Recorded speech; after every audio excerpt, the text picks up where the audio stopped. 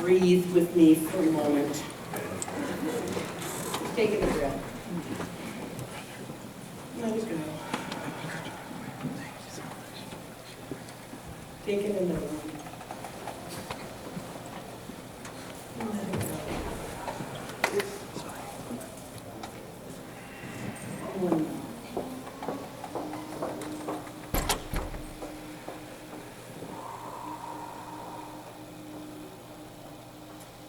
Thank you. There's something about breathing together.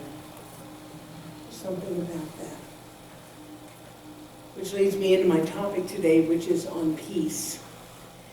And I don't know about the rest of you, but I can't think of a more relevant topic right now with the U.S. presidential election happening in 2 days. And I know as Canadians you don't vote in the election, but the outcome affects y'all, me, because we're the closest neighbors to the States right now. In fact, it affects the whole world, and the whole world is watching on pins and needles. So I chose the topic of peace today because I think that in spite of everything that's going on, that's what many of us, most of us want, isn't it? What we want is peace. What we want is peace of mind. We want to know that despite that undercurrent of unrest and uncertainty, there is something beneath it that is undisturbed, that is peaceful. We want to know that divine right action, and that may be a new phrase for some of you, but divine right action is taking place regardless of who wins and who loses. Now, here's something that I find kind of interesting. I've been doing this work a long time. I've been doing ministry a long time, and I'm always a little tiny bit hesitant to talk about peace on Sundays because I'm concerned that some people are going to think that I'm making some sort of a political statement. When did the idea of peace become political? When did the idea of peace, isn't that what we all want as spiritual conscious beings? Isn't that what we long for? Isn't the idea of peace something that everyone down deep inside wants? World peace, inner peace, peace of mind. Can I get an amen to that? Amen. So there's nothing political at all about the idea of peace. At least not the way I am talking about it, the way that I'm teaching about it today. But there is something deeply spiritual about it. And it's the spiritual aspect of peace that I want to talk about today, making the contemplation of peace part of our daily practice.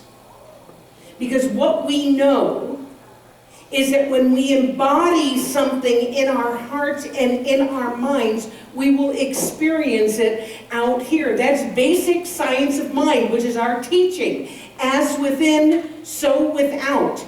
We think it's the other way around. We think that when this is peaceful, then this will be peaceful. But that's not the way it works, folks. The way it works is when this is at peace, this becomes peaceful. This reflects it. This is in alignment with it. In other words, when enough of us have cultivated an awareness of inner peace, then that will show the world that the world is ready to experience world peace. When enough of us think and embrace this idea, not just give lip service to it, when enough of us are willing to do the work, the idea of peace will happen. There's a beautiful proverb. I don't know who said it, I just love it. This illustrates what I'm talking about.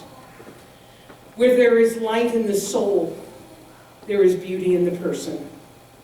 Where there is beauty in the person, there's harmony in the home. Where there is harmony in the home, there is order in the nation.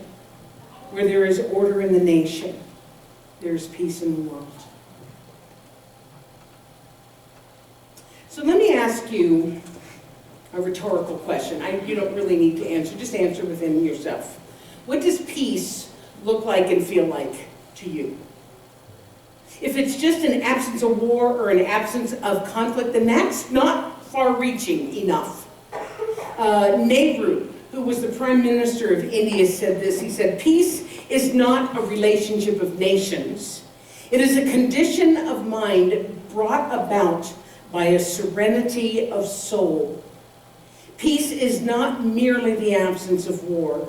It is also a state of mind. Lasting peace can come only to peaceful people." So take a deep breath again.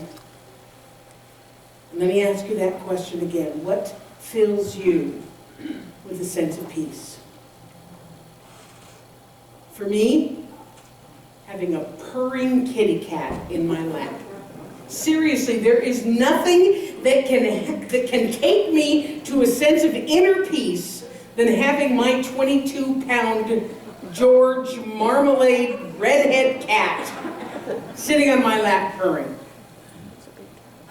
For some of you, maybe a sense of peace comes when you watch your children sleep. Maybe it's sitting on the beach, listening to waves. Maybe it's going on a hike someplace beautiful and observing nature. Maybe it's sitting inside with a fire and a good book and chocolate. Others meditate. I know people who find peace in the garden, listening to music. Regardless of what it is that brings you a sense of peace, it's easy to feel it when you're away from the hustle and bustle of life. When we're out communing with nature, we're watching a loved one sleep, or we got a purring cat in our lap. It's easy to feel peaceful then. The real test is when we are fully participating in life. Because the truth is, not one of us lives in a vacuum. Nobody lives in a vacuum. We have jobs and families and careers and friends and traffic and Revenue Canada and hockey and holidays and elections happening. In other words, we have lives out there, right? So how can we embody this idea of peace in the midst of non-peace producing circumstances? That is the question, isn't it? The simple answer is that we do it through consistent and conscious practice, by making it a priority. Our founder, Ernest Holmes, said this: "Peace is at the center of your own soul. How then shall you use this great gift which nestles at the very center of your being? You are to use it consciously. You are to speak the word of peace wherever discord appears. And when you do speak the word of peace, let no doubt arise in your thought. You must know that peace stills the tempest. You must know that your peace has all power, because it is the peace of God within you." Take another deep breath.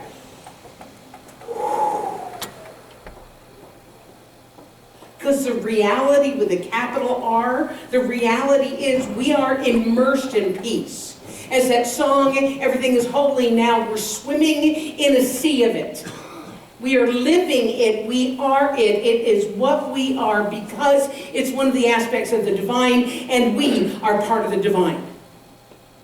We are part of the one. Oh, you don't want to see that yet. We are part of the one. So that means that this essence of peace in, through, and around, and as everything, is God expressing and knowing itself as you, and God does not produce chaos.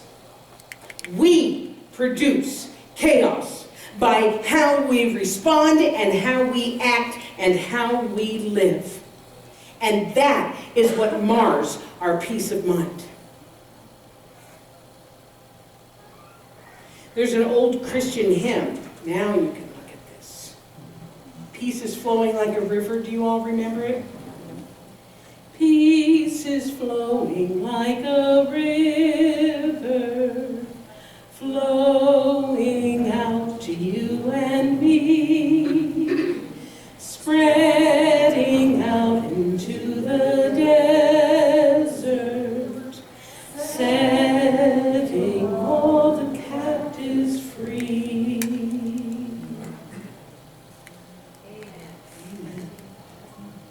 Symbolically, the desert represents our parched minds that are yearning to feel comfort and peace and love. For many of us, we've been so busy worrying and fretting that we haven't taken the time yet to cultivate and nurture our minds and soul. But have you ever been to the desert when it's springtime and the wildflowers are out? What happens is when the conditions are just right and there's been enough rain, the land becomes awash with color and beauty and life. But the thing about that is the rain doesn't bring the flower seeds. The flower seeds are already there. But they need the water and the sunshine and the warmer temperatures in order to blossom. Well, the same thing is true in our minds. The seeds of beauty and joy and harmony and peace and love are already within us, but it takes the right environment and the right nurturing to bring them forth. It takes allowing the peace river to flow and hydrate those seeds that allows them to blossom.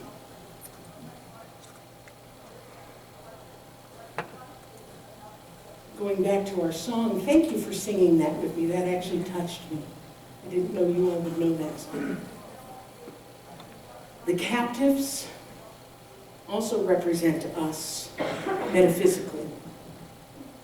Sometimes we can feel captive in a world that is too violent or too scary or too uncertain, especially right now.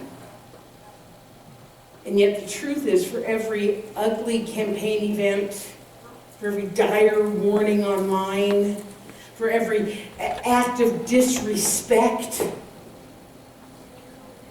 there's always more beauty. There's always more love. There's always purring cats and laughing children and life expressing.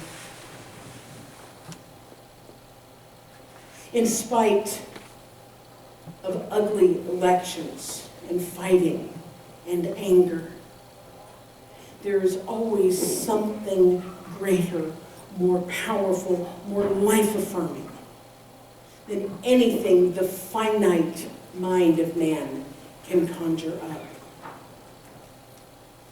And it is our reliance on that something greater that sets us free. That sets us free. So now more than ever, it's essential for us to remember this and to choose to fill ourselves up with thoughts of peace and peace of mind, to let that peace flow and from the center of our being like a river, hydrating and restoring life to the parched desert of our minds.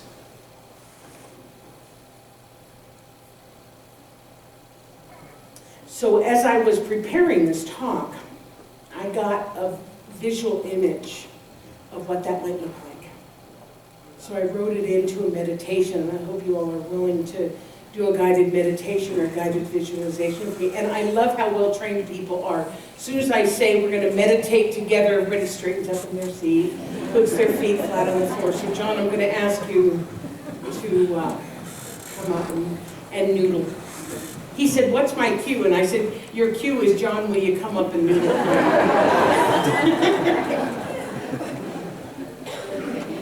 And so you know the drill. Just go ahead and relax.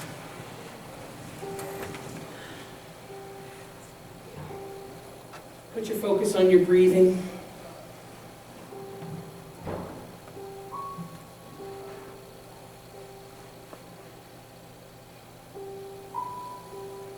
For the next few moments, there's nothing you need to be doing.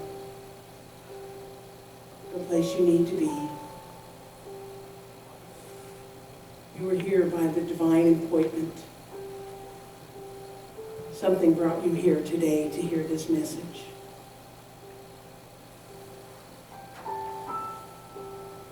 I'd like you now to picture yourself in a desert, in the desert of your mind.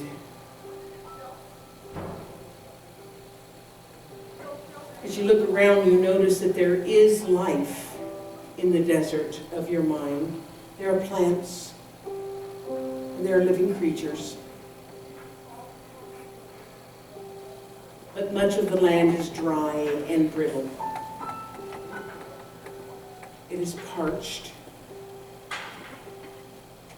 It is yearning to be watered, to be hydrated.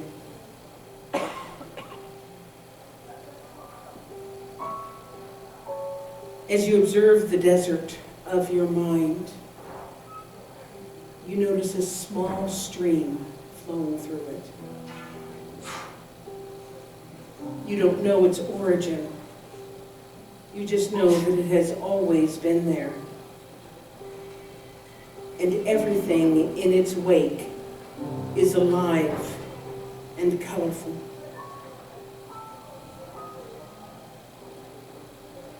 This small stream is the stream of peace that has always been within you.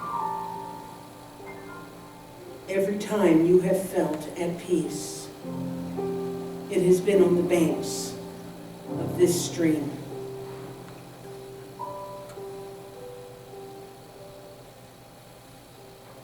You go now to the bank of this stream where you feel peaceful and serene.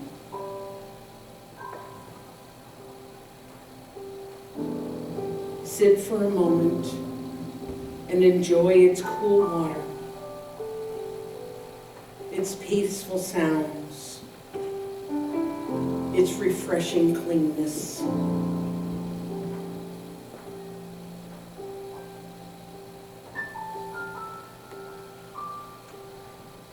As you sit by the stream and allow it to nurture you, you notice that the banks of the stream have expanded and they're covering more of the desert of your mind.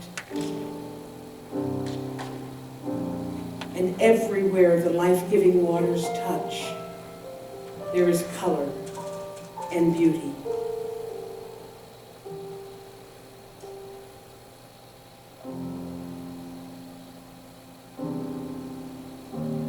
And you realize that it is your attention to the river, your attention to its peaceful flow, that is causing it to grow and expand.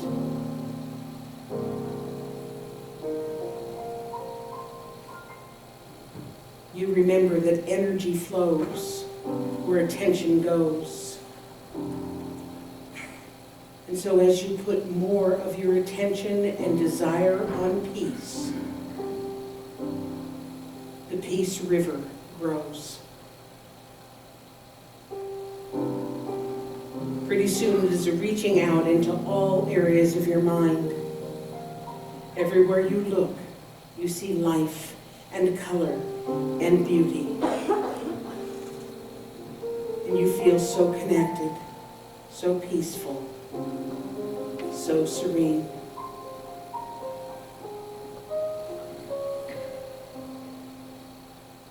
And now you notice as your river has grown and hydrated the desert of your mind, it is also hydrating and bringing life to other areas of the world. You realize that yours is one of billions of peace rivers that are all flowing and bringing life.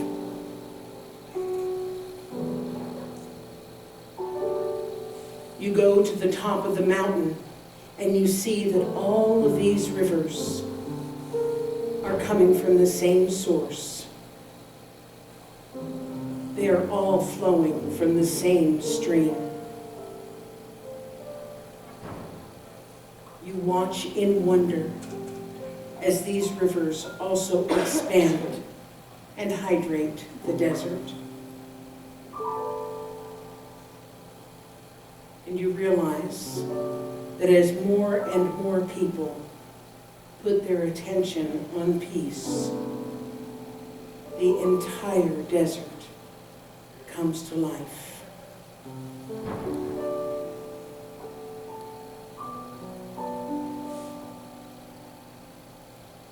Anywhere a peace river has touched, there's colorful, verdant, abundant life.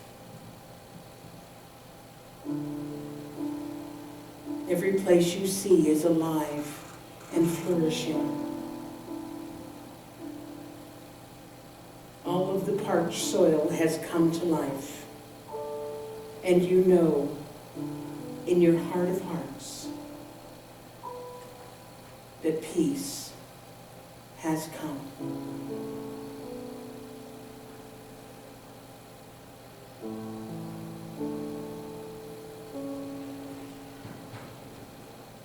When you're ready, begin to bring yourself back to this room.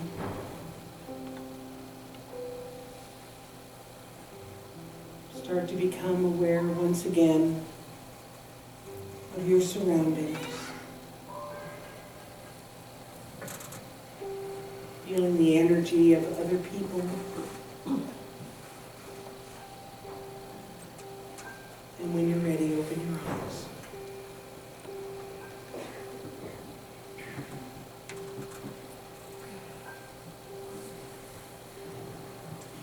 For many years,